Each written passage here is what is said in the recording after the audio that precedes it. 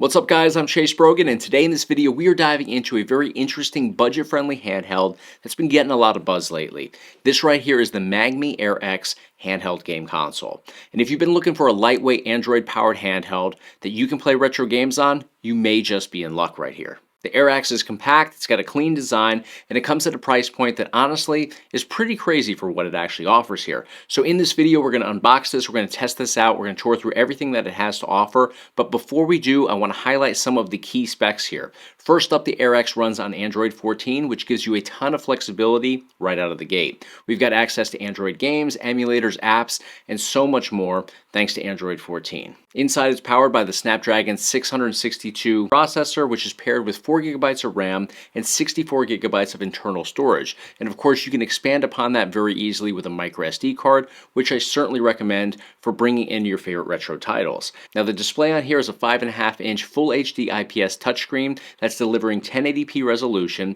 And in terms of the controls on here, we have Hall effect joysticks, we have Hall effect triggers, we also have a traditional D-pad and a full face button layout on here. Now, in terms of connectivity, we have Wi-Fi, we have Bluetooth, we have USB-C, and we also have a 3.5mm headphone jack on here as well. It also features active cooling with a built-in fan and a 5,000 milliamp hour battery to keep you gaming on the go effortlessly. So we're going to unbox this. Let's dive into it. All right, guys, here is our box with our handheld inside. We're going to go ahead and set that aside just for a moment. We also have this carrying case right here, which is, I would say it's a soft shell case, but it's pretty sturdy here. It definitely keeps its form. If we open this up, you can see there's a spot for us to put our handheld. There's also a little mesh slot up here where we can start putting in our cable connections, maybe SD cards, different accessories can easily slide in there. This is definitely a must for anybody that's going to get a handheld because you're naturally going to want to travel with this. You're going to want to carry this with you on the go, and this is going to keep it safe and secure when doing so. So we'll set that aside, but let's start opening up our handheld here. All right, so right here on the front, we've got a little layout guide. It walks through all of the controls on here, ports on here. We'll set that aside. We've got ourselves a screen protector, which also comes with the wipes inside here to just do the prep before applying that. Always good to have that. We've got very nice padding here. They package this up beautifully. So handheld, obviously right here in my hand, but we also have a USB-A to Type-C charging cable. This is obviously going to be crucial for providing charge to the handheld itself. So this is just a little quality control insert there. Let's go ahead and open up this sleeve and dive into our actual handheld. All right, here it is. So, very sleek design. This does not look budget by any means. I mean, this seems very high-end, very comfortable. 5.5-inch touchscreen right here. This looks way bigger than 5.5 inches to me. So, really impressive. The D-pad, super slick. Look at that glide on there as I just kind of maneuver this around blindly right now. We also have our 4-button configuration here, A, B, X, and Y. We have dual Hall effect analog sticks here. We have some additional buttons. We have a home button, we have a back button, we have what I would assume would be our start and select buttons over here when diving into emulation. We have our hinged triggers up here, so LT, RT up here. We have our shoulder buttons as well. Now, the placement of these feels very comfortable. No sweet spot, which is great. A lot of times when I talk about sweet spots, I'm talking about there's a targeted area on here where it's going to perform best. It makes no difference on these shoulder buttons whether you're hitting it up here at the top or out here on the outside or dead center. It's the same action throughout, so it's very much consistent. Hinged triggers here feel very comfortable. You can hit those with the inside of your fingers or you can hit them right with your fingertips. Same action either way. We have our power button located up here. We have our volume control, plus and minus at the top. If we take a look, both sides here, there's no ports or buttons on the edges, which is great because that's where your hand's going to be. I hate handhelds where you have buttons there because you end up pressing those while holding onto the device. If we go down here to the bottom, this is where you're going to see we have our speakers built into the base here. We have our TF card slot right here, audio jack cable connection here, and our Type-C port right there at the bottom. Type-C port is going to be where you plug in your power supply cable when it's time to charge this. So let's go ahead and open up our micro SD card slot on here. Let's see if there's anything provided in here. So there's no SD card with this stock. We have ventilation, we have cooling. So definitely very nice setup here, very comfortable to use, but we got to go ahead and power this on now. So I'm going to hold down the power button. You can see it turns on. We'll let this load in and we'll dive into the experience here. So first thing I'm noticing is the lighting around both of these analog sticks. It automatically starts to glow. It's not overpowering, but definitely adds a nice little touch and flair to the experience here already. So because this is Android powered with Android 14, we're going to go through the setup process here. I'm going to select my language. I'm going to set up my account here.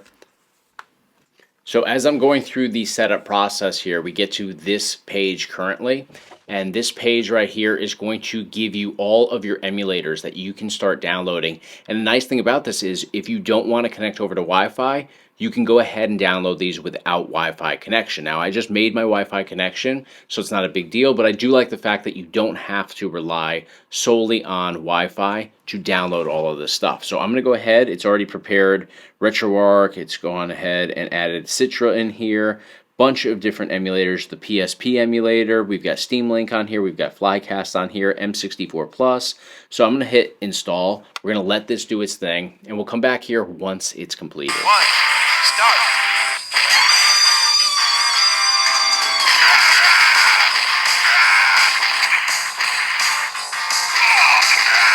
Thank you.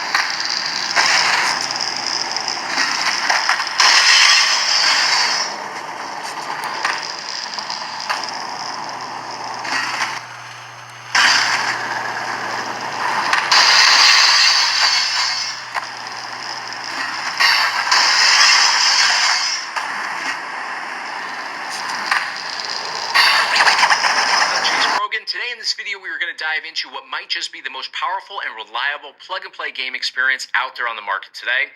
We've seen the Neo Zero One. I'm a big fan of it, but the makers of the Neo Zero One have finally released the Neo Ogami. This is we got WrestleMania 2000, we got Warzone, we got No Mercy, and we have added...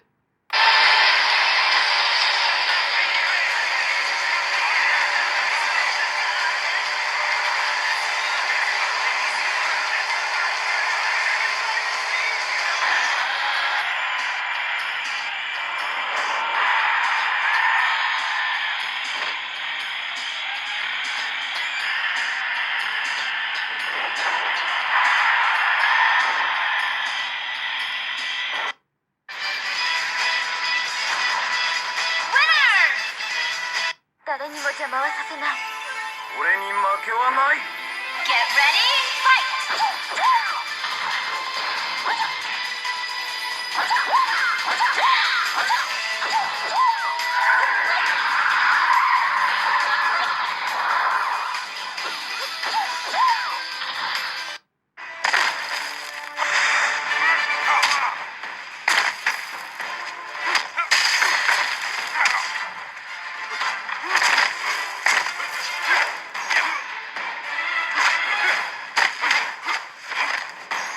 Alright guys, we just checked out the Mangmi Air X handheld game console right here, based on Android 14. This is a great setup here. I love the controls, I love the Hall effect joysticks as well as triggers. They feel perfect. The shoulder buttons here, as I mentioned as we were touring through this, they don't have a sweet spot. So anywhere that you press on that surface is going to engage and get you through your experience seamlessly. A, B, X, and Y buttons as well, very responsive. They pop right back up. There's great action on literally every single button on here. So big fan of that. We have the 5.5-inch IPS touchscreen on here, which is a great capability. Being able to navigate with touch is huge. The only downside here for gamers is it's not a plug-and-play experience. It doesn't come with games preloaded on here, so you have to set up the emulators from scratch. You have to bring in your ROMs, you have to bring in your BIOS files in some cases, so it's a little bit more legwork for you to have the retro gaming experience that we all want to have with this. But that being said, the performance is great on here, as well as the layout, and the capabilities beyond gaming are great. This is essentially a mini little tablet here. We have Android 14 once again powering this, and of course we're able to jump into the Google Play Store. We could bring in mobile games into the mix. We can jump into YouTube videos. We could jump into streaming applications. There's so much more than gaming that can be done on here, but obviously with something that looks like this, gaming is obviously the main component to this. So the takeaway at the end of the day is great performance, very reliable, and I think that everything you get here, from the Hall effect joysticks and triggers to the buttons to the layout and everything offered internally, It's a great price point at $89 and change at the time of this recording. The downside, though, once again, is just that it's not super user-friendly for those that are not used to setting up emulators from scratch. Even me, it's been a little while since I've set up anything from scratch, and I had to actually revert to some tutorial videos to remember exactly what the process is. And then, of course, the process does change with time as well. So for somebody that's just getting into emulation gaming, it may be a bit of an undertaking to tackle this effectively and get all your favorite games up and running, but once you do, you're going to have a great experience with this. So for those that are looking for more information, I'll provide a link in the description of this video. That's going to do it for today, guys. Let me know what you guys thought about this really cool budget-friendly handheld right here in the comments. Thank you guys so much for watching. Be sure to hit subscribe, and I'll see you on the next video.